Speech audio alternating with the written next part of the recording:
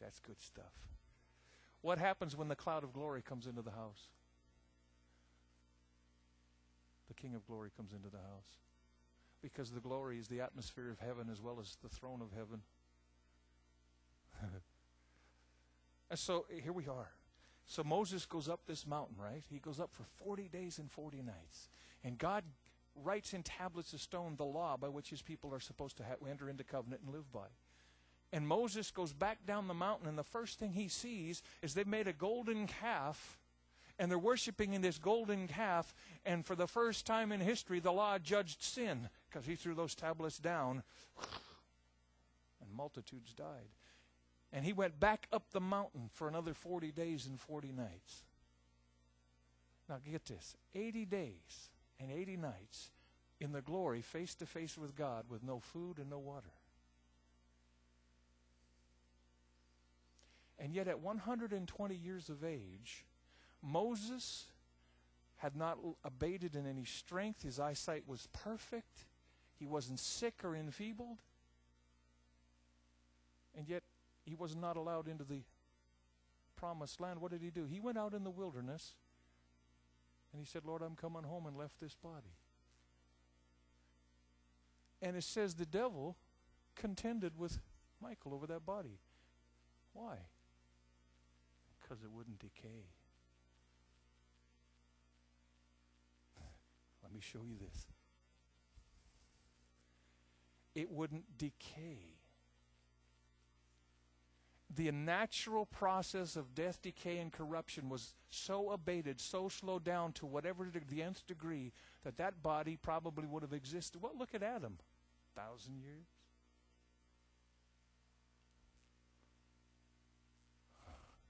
Jesus is clothed with glory.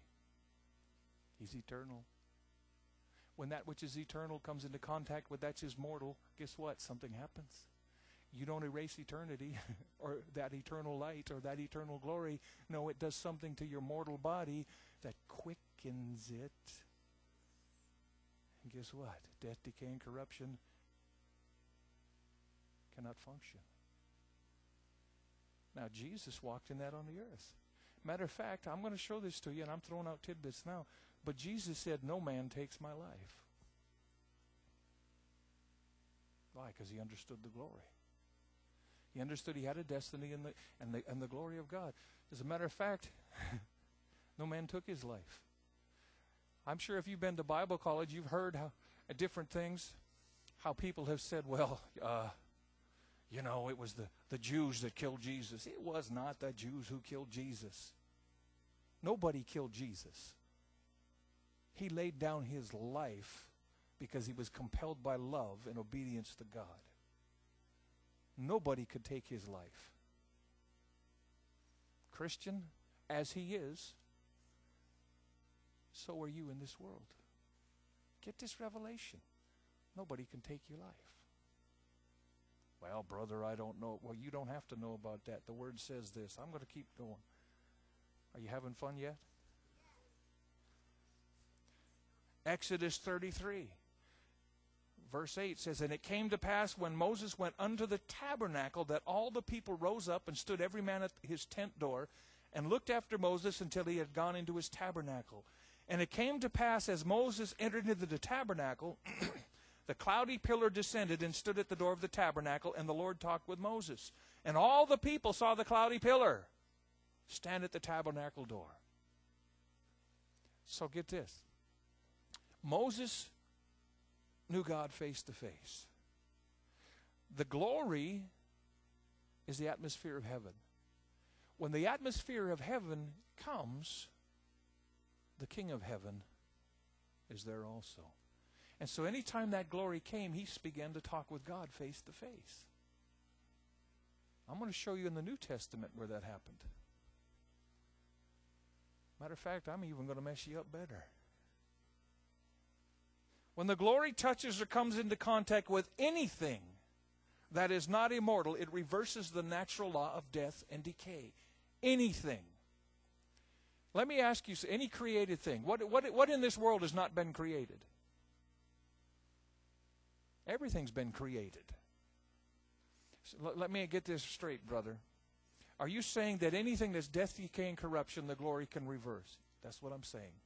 So you're telling me if I have a rusty old car out there, that if I pray and release the glory, it'll be brand new. That's what I'm saying. Because the glory of God brings life and restores what death, decay, and corruption have taken away. What do you think happens when you pray for somebody who's sick and they're healed? You have released that glory, and death, decay, and corruption are released. They're gone. It's eradicated. What do you think it is when you raise the dead? Death, decay, and corruption are eradicated. See, we have so finitely limited God with our reason. Well, brother, it doesn't mean inanimate object. It means anything that's created. How about mildew? How about mold? How about foul-smelling odors? Yes. Because not only is the glory the atmosphere of heaven and the throne of heaven, it's the fragrance of heaven. We talked about ionizers that destroy odors. Let me tell you about the ionizer of heaven. Release the glory, and odors leave. Does it work? Oh, yes, it does, Richmond. I've done this. I'll fit this in. The Shekinah. You've heard of the Shekinah glory of God. It's a Hebrew word that literally means resting or dwelling. A Hebrew word that means resting or dwelling, and it refers to the manifestation of the reddish gold radiance of God's presence when it rests or dwells among His people on earth. When He had that pillar of fire in the cloud, it was the Shekinah glory of God. It was reddish golden color.